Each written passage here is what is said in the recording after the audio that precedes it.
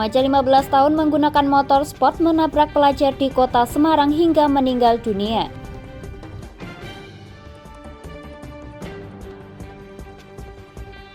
Warga Situluhur gelar aksi protes tolak galian C di Jalan Raya Gunung Rawa Bukit Naga, Kabupaten Pati.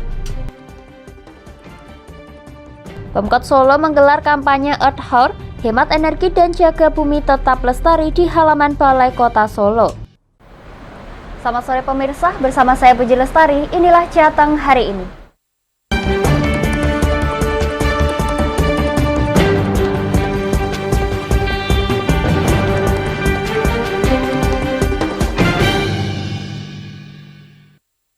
Pemirsa, kasus kecelakaan terjadi di kota Semarang. Seorang remaja dengan mengendarai sepeda motor sport menabrak motor yang dikendarai oleh pelajar hingga meninggal dunia usai mendapatkan perawatan. Polisi menetapkan kasus tersangka kepada pengendara motor sport lantaran belum memiliki SIM dan tidak menggunakan helm saat melajukan motornya. Silakan. Inilah detik-detik kecelakaan yang melibatkan dua kendaraan di Jalan Maijen Sutoyo, Kota Semarang yang terekam oleh kamera CCTV. Dari rekaman CCTV, terlihat sepeda motor sport yang dikendarai oleh K15 tahun melaju dengan kecepatan tinggi menabrak pengendara lain yang dikendarai oleh seorang pelajar, yakni Vito Raditya 18 tahun. Peristiwa kecelakaan yang terjadi pada 8 Maret lalu tersebut mengakibatkan Vito Raditya Sastra Negara meninggal dunia pada 20 Maret setelah mendapatkan perawatan selama 2 minggu di rumah sakit. Kecelakaan berawal saat korban Vito, pengendara motor Jupiter, hendak menyeberang, sementara dari arah timur melaju motor yang dikendarai K. Dalam penanganan kasus kecelakaan yang melibatkan anak di bawah umur di Jalan Maijen Sutoyo Kampung Kali tersebut, Satlantas Polrestabes Semarang berkoordinasi dengan Bapas dan PPA Polrestabes Semarang. K selaku penabrak Vito yang semula berstatus anak yang berhadapan dengan hukum naik menjadi anak yang berkonflik dengan hukum dan saat ini masih dalam perawatan di rumah sakit. Saksi anak K, kemudian kami meningkatkan status dari saksi menjadi anak yang berhadapan dengan hukum pada tanggal 16 Maret dan tentunya ini juga akan kita lakukan proses-proses selanjutnya dan perlu digarisbawahi karena ini merupakan anak di bawah umur, maka sesuai dengan Undang-Undang Nomor 11 Tahun 2012 Pasal 32 dengan ancaman terhadap perkara ini tidak lebih dari 7 tahun, maka anak berhadapan dengan hukum ini tidak kita lakukan penahanan. Sementara itu dalam kasus ini, Satlantas Polrestabes Semarang sudah melakukan penyelidikan dan penyidikan secara maksimal. Juga dari ahli Dinas Perhubungan bahwa kecepatan di situ di bawah 50. Jadi kita hasil dari gelar perkara, kita anak yang berkonflik ataupun adik-adik kita ini tidak dilakukan penahanan karena di bawah umur yang pertama, yang kedua di bawah 7 tahun. Hingga saat ini penyelidikan kasus kecelakaan anak di bawah umur ini terus berlanjut. Polisi masih memintai keterangan sejumlah saksi, baik pembonceng motor maupun saksi yang lainnya. Dari Semarang, Henufan, Lingkar TV melaporkan. Pemirsa, laga tunda antara PSIS melawan Persebaya rencananya akan berlangsung pada Rabu 29 Maret mendatang di Stadion Jatidiri, Kota Semarang. Polrestabes Semarang akan menerjunkan sebanyak 4.700 personil untuk mengawal jalannya pertandingan kedua klub tersebut.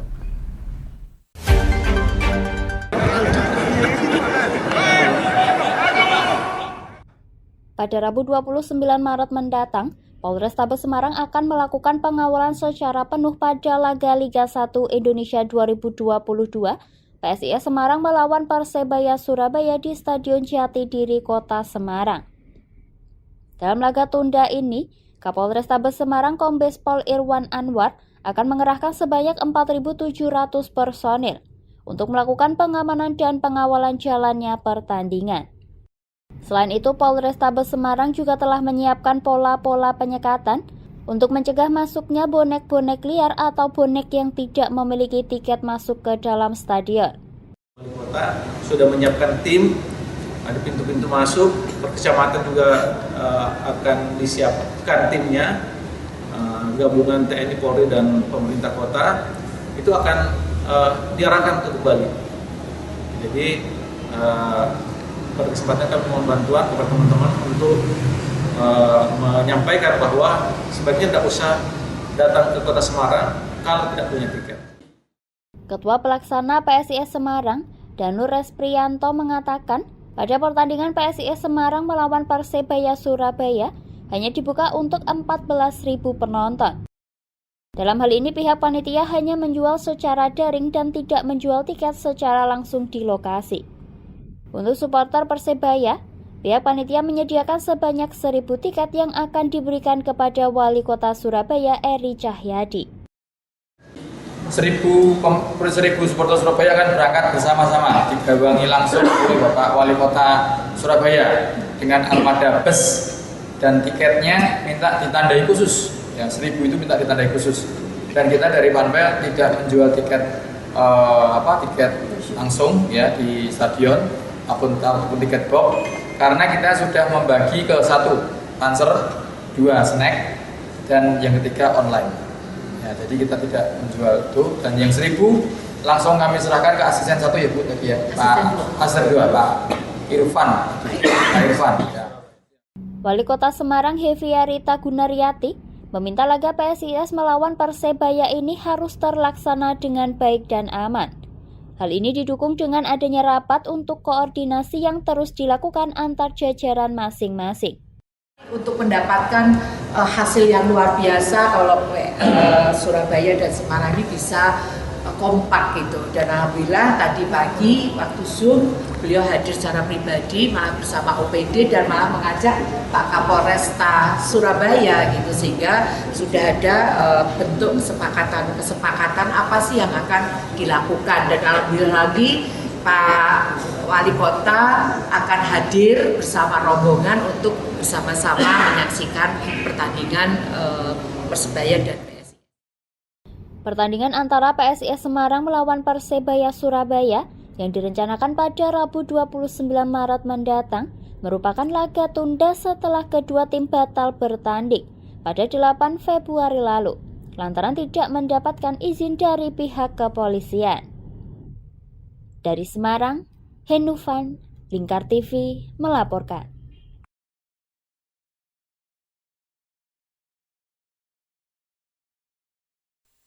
Pemirsa, kami akan jeda sejenak, tetap bersama kami di Jateng hari ini.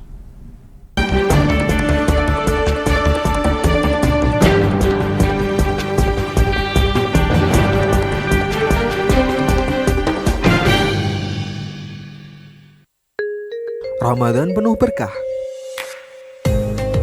Sambut datangnya bulan suci Ramadan. Spesial program sejarah Islam menambah pengetahuan Anda mengenai kisah-kisah Nabi dan para sahabatnya. Sinema Islami yang saran akan nilai-nilai keislaman. Menemani istirahat siang Anda bersama musik religi, musik masa kini penyejuk hati saat bulan Ramadan. Menyuguhkan serba-serbi Ramadan yang meramaikan momen Ramadan Anda bersama keluarga. Program Kultum Spesial Ramadan yang menemani Anda jelang berbuka puasa. Mempelajari keseharian Rasulullah melalui program Hadis of the Day. Menghadirkan informasi terkini seputar arus mudik Lebaran di Jawa Tengah yang dapat menemani Anda selama perjalanan mudik ke kampung halaman.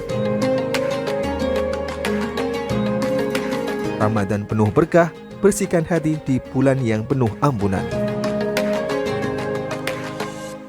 Di Ayo Ngaji bersama Lingkar TV. Hadir setiap hari Senin sampai dengan Sabtu, jam 17.30 sampai jam 7 malam. Ngomong hari ini harus, nah seperti itu. Anda akan ditemani ustadz-ustadzah untuk belajar huruf-huruf hijaiyah dan ilmu Al-Quran. Saksikan terus Ayo Ngaji hanya di Linggar TV.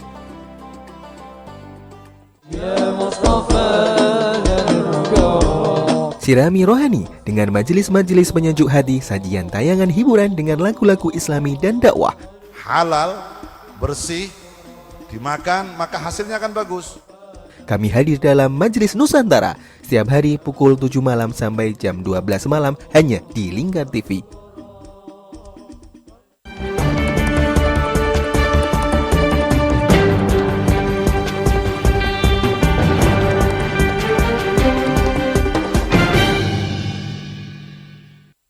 Pemirsa, Anda masih menyaksikan Jateng hari ini. Satreskrim Polresta Solo meringkus 2 emak-emak asal Grobogan dan Tangerang usai kedapatan mencuri HP. Siapa sangka emak-emak ini ternyata merupakan komplotan dan juga residivis dengan kasus yang sama.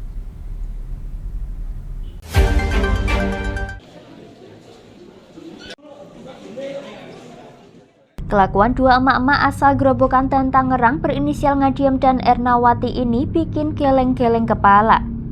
Betapa tidak, mereka nekat menjadi copet dan sempat sukses mengambil dompet dan handphone milik para korbannya.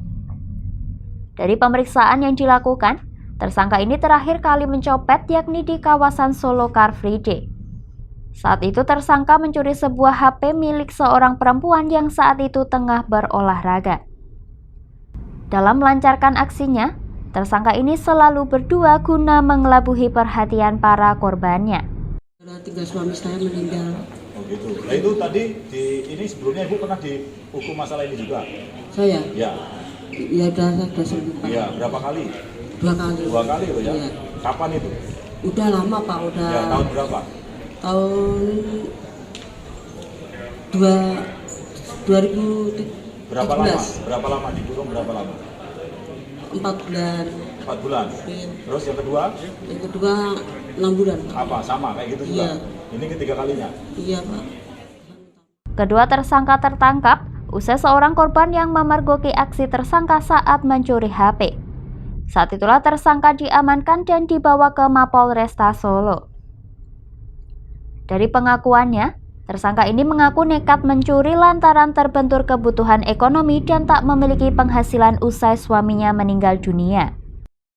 Saudari N dan saudari E ini melakukan kejahatan mengambil barang milik orang lain pada saat kegiatan KPD, dan memang betul saudari N sendiri sudah 2 kali menjalani hukuman dengan kasus yang sama, dan saudara E sebelumnya sudah satu kali mengalami hukuman dengan kasus yang kurang lebih sama.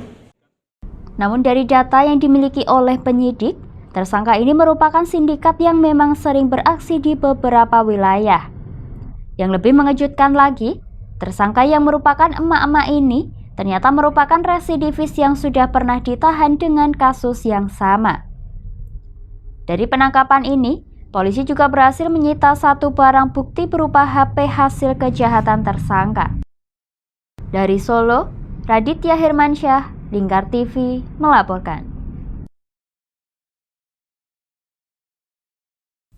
Pemirsa, Pemkot Solo menggelar kampanye Earth Hour di halaman Balai Kota Solo pada Sabtu malam, 25 Maret 2023. Tahun ini merupakan kali ke-16 acara Earth Hour dilaksanakan secara global.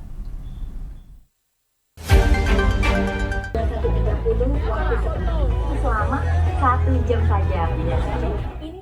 Kampanye Earth Hour 2023 berlangsung di halaman Balai Kota Solo pada Sabtu malam 25 Maret 2023. Dalam acara tersebut, dimeriahkan dengan adanya panggung hiburan yang menampilkan pentas musik yang dibawakan oleh sekelompok anak-anak. Dalam acara tersebut, tampak hadir Wakil Wali Kota Solo Teguh Prakosa, bersama dengan Deputi Climate and Market Transformation Program WWF Indonesia Joko Sarjito. Dimulai dengan hitungan mundur selama 10 detik oleh Wakil Wali Kota Solo Teguh Prakosa. Dalam waktu sekejap lampu di Balai Kota padam. Warga yang berkumpul di halaman Balai Kota Solo menikmati malam minggu dengan menyalakan lilin yang ada di kawasan tersebut.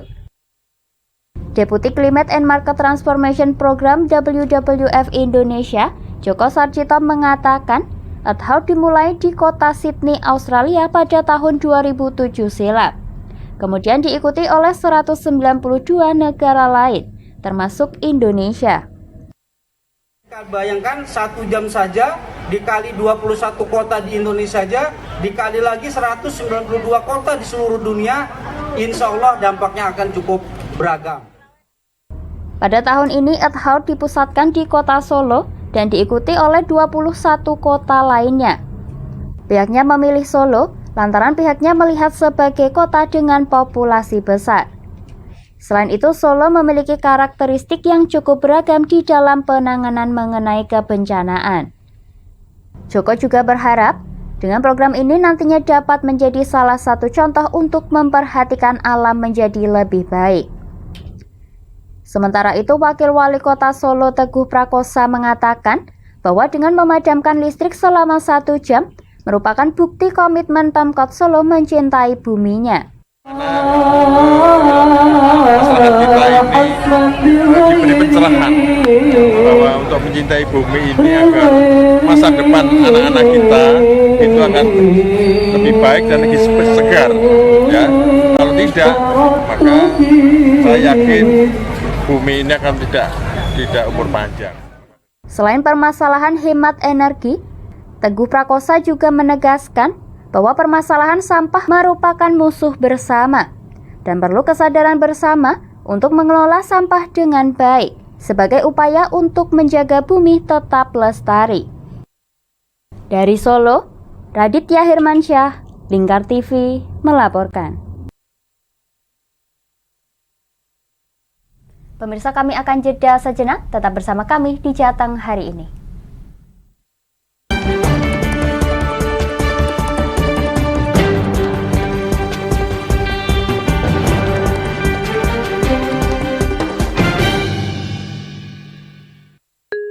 Ramadan penuh berkah.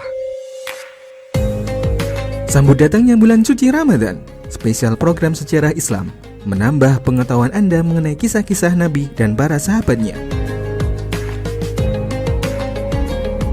Sinema Islami yang saran akan nilai-nilai keislaman. Menemani istirahat siang Anda bersama musik religi, musik masa kini penyejuk hati saat bulan Ramadan. Menyuguhkan serba-serbi Ramadan yang meramaikan momen Ramadan Anda bersama keluarga. Program Kultum Spesial Ramadan yang menemani Anda jelang berbuka puasa. Mempelajari keseharian Rasulullah melalui program Hadis of the Day.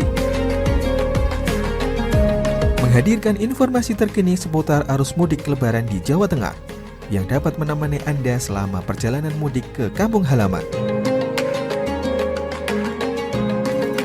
Ramadan penuh berkah, bersihkan hati di bulan yang penuh ampunan. Di Ayo Ngaji bersama Lingkar TV. Hadir setiap hari Senin sampai dengan Sabtu, jam 17.30 sampai jam 7 malam. Ngomong hari ini harus, seperti itu. Anda akan ditemani Ustadz-Ustadzah untuk belajar huruf-huruf hijaiyah dan ilmu Al-Quran. Saksikan terus Ayo Ngaji hanya di Lingkar TV.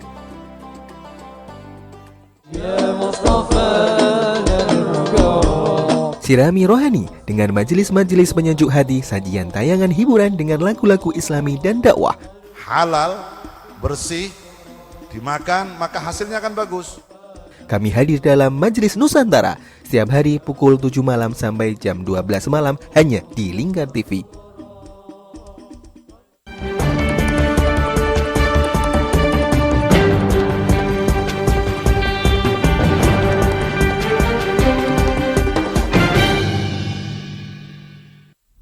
Pemirsa, Anda masih menyaksikan Jateng hari ini. Puluhan warga desa Siti Luhur, Kecamatan Gebong, Kabupaten Pati, gelar aksi protes di Jalan Raya Gunung Rowo, Bukit Naga. Aksi ini merespon jatuhnya puluhan korban akibat materian gerian C yang memenuhi jalan, sehingga ketika hujan tiba, jalan menjadi berlumpur dan licin.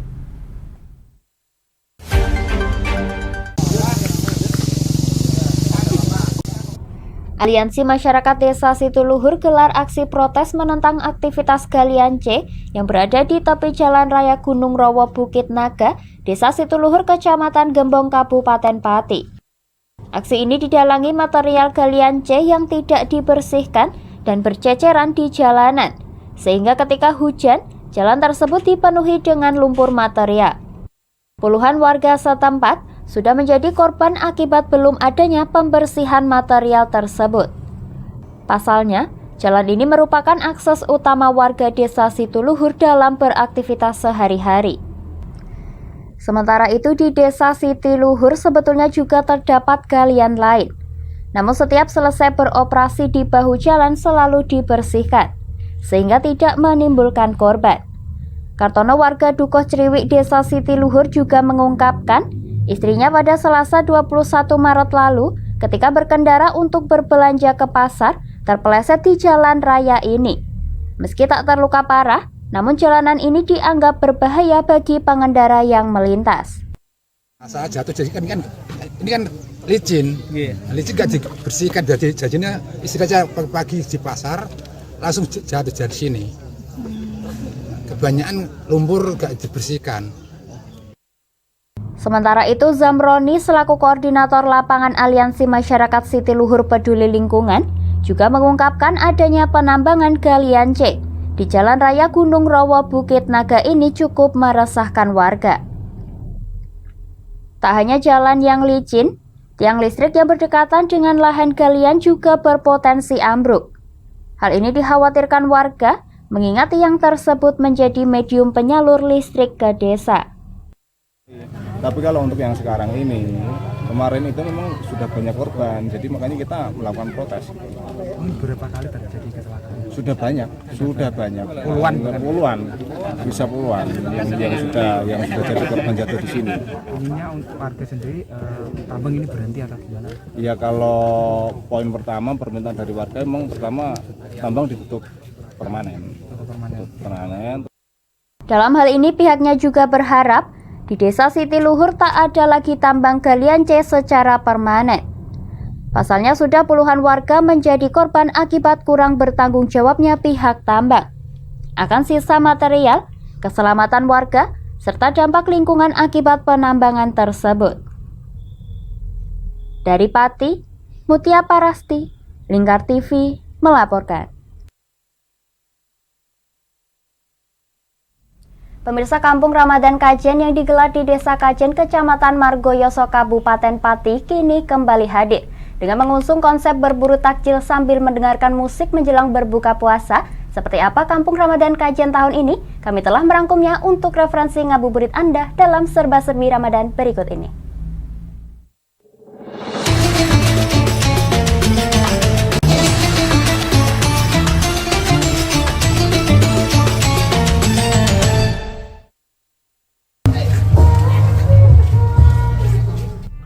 Beginilah hiruk-pikuk sore hari di Kampung Ramadan Kajen.